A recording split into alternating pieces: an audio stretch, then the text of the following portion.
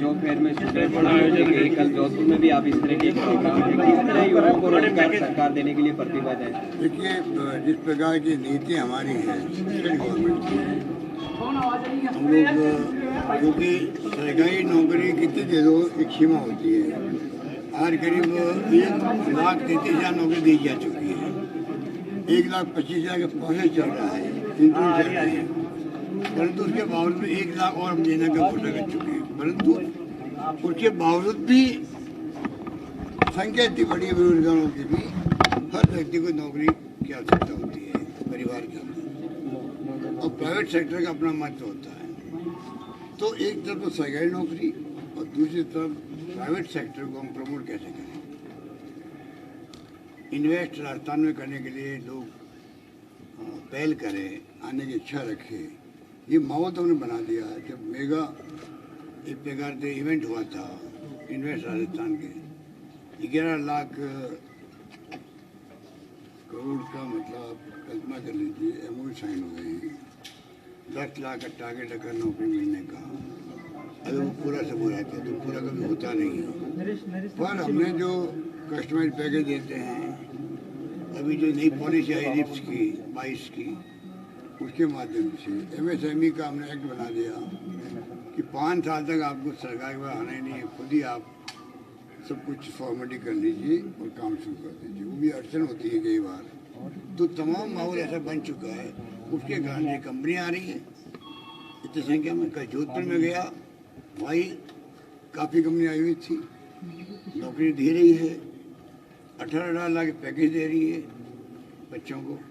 तो सारे बच्चों में बात जाके करिए, बहुत खुश हैं ये, इनको विश्वास है कि नहीं, ये जो माहौल बना है राजस्थान के अंदर, उसका फ़ायदा मिलेगा। आने वाले वक्त में और ज़्यादा जॉब मिलेगी, कंपनी भी आएगी। और ये ऐसे फेयर जो लगे हैं मेगा जॉब फेयर, ऐसे फेयर हर जिले में लगेंगे, और लोगों को आसानी हो जाएगी नौकरी प्राप्त करने की। फिर एक पेपर लीक हुआ, आपने एंटी चीटिंग बिल भी लाया। पेपर लीक तो देखिए आर्मी में भी होते हैं, हर राज्य में होते हैं, पर राजस्थान वो राज्य है जो कल पेपर लीक को उनको पकड़ लिया। राजस्थान लोग जिलों में बेल बंद कर रहा है पेपर लीक करने वालों को। एकमात्र राजस्थान राज्य जहाँ लोग जेलों में सड़ रहे हैं, बाकी तो आप देखिए छूट जाते हैं लोग। तो हमारे यहाँ धीरे धीरे लोग समझ गए हैं कि यहाँ दाल गलने वाले नहीं हमारे, क्योंकि ये गैंग बन चुकी है। ये पूरे एक प्रकार से पूरे राष्ट्रव्यापी ऐसी इन्होंने बना लिया, गिरोह बना लिया है। ये अपने आप को एक्सपर्टाइज कर चुके हैं पेपर लीक कैसे हों, तो उसका हम यहाँ पे तो सफाई कर देंगे, आप निश्चिंत रहो। सर 93,000 भर्तियां होनी थी विद्या संबल योजना के तहत, आज स्थगित कर दी गई है।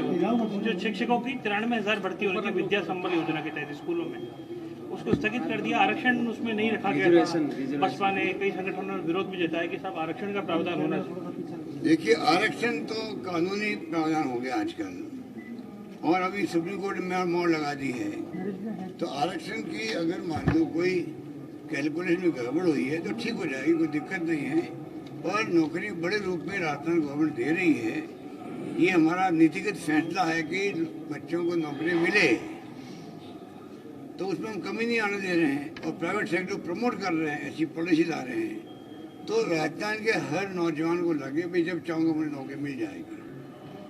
और जो भी मैंने कहा था अभी मीटिंग के अंदर भी, कि माहौल ऐसा बनना चाहिए और ऐसी स्थिति पैदा होनी चाहिए। माहौल खाली माहौल से काम नहीं चलेगा, ऐसे हालात पैदा होने चाहिए। बैंकों से लोन मिल रहा है, पॉलिसी सरकार की अच्छी है, प्राइवेट सेक्टर में जाएंगे तो नौकरी मिल जाएगी। हम अपना कोई का धंधा शुरू करेंगे, कोई अड़चन नहीं आएगी, और सरकारी नौकरी भी अवेलेबल है। तब जाके हर परिवार में सुख शांति रहेगी। आज टेंशन में होता परिवार, पता नहीं बच्चा पढ़ रहा, BA करेगा, B कर लेगा, बाद में इसका क्या होगा, नौकरी मिलेगी नहीं मिलेगी। यही पहचान है कि आप कैसे बच्चों को, परिवार को एक विश्वास दिलाओ कि सरकार आपके साथ खड़ी है, आप निश्चिंत रहो। वो उसी तरह आगे बढ़ रहे हैं। सर ब्यूरोक्रेसी की लगातार शिकायतें आ रही हैं कि नियमों में अपने हिसाब से मनमर्जी करते हैं, नियम बनाने में, नियम लागू करने में ब्यूरोक्रेसी अपने हिसाब से नहीं, ब्यूरोक्रेसी कोई मनमानी नहीं करती है, ना कर सकती है, ना कर सकती है। कौन करने देगा उनको? उनके खिलाफ एक्शन हो सकता है, कई बार हो सकता है कोई कमी रह जाएगी कानून से।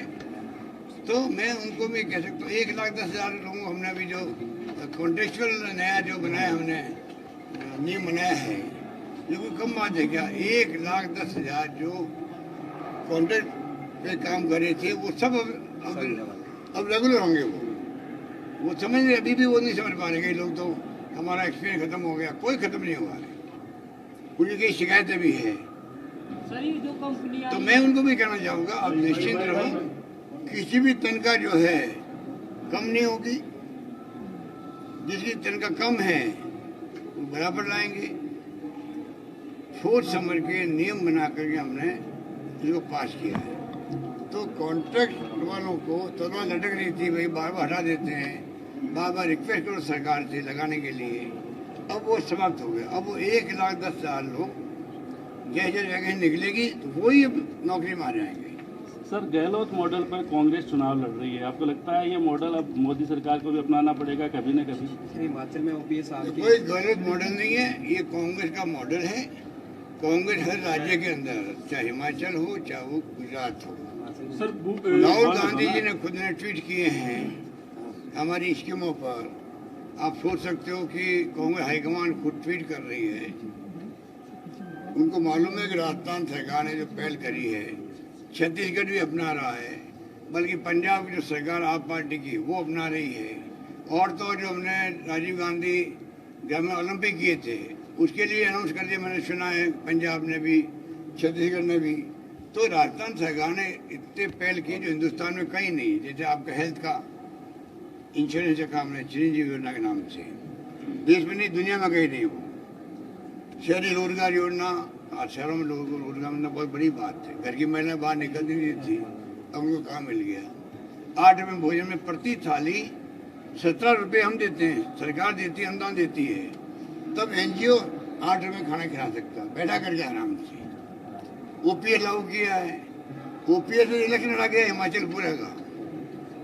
हिमाचल में इशू ही चुनाव का वही है, हार जीत का। ओपीएस जो है वो हमने लागू किया है और कर्मचारी वहाँ पर आंदोलन कर रहे हैं। हमारी एक के बाद जितनी भी योजना, किसानों के लिए हमने 8 लाख किसानों के बिल शून्य हो गए हैं।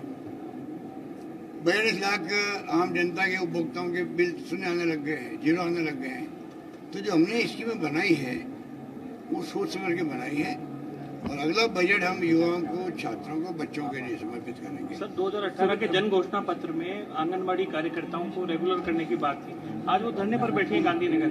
1,60,000 आंगनबाड़ी कार्यकर्ता हैं, 40,000 आशा सहयोगिनी हैं, 32,000 होमगार्ड हैं। इनका क्या होगा? संविधा के अंदर भी इनको नहीं लिया गया रेगुलर करने के लिए। देखिए, अब जो संविधा वाला हमने शुरू किया है, समय के साथ साथ में और इम्प्रूवमेंट होते जाएंगे। कैसे करें? तो ये कोई कम बात है कि सरकार की नीयत क्या, नीति क्या है, मेरी ये देखी जाती है।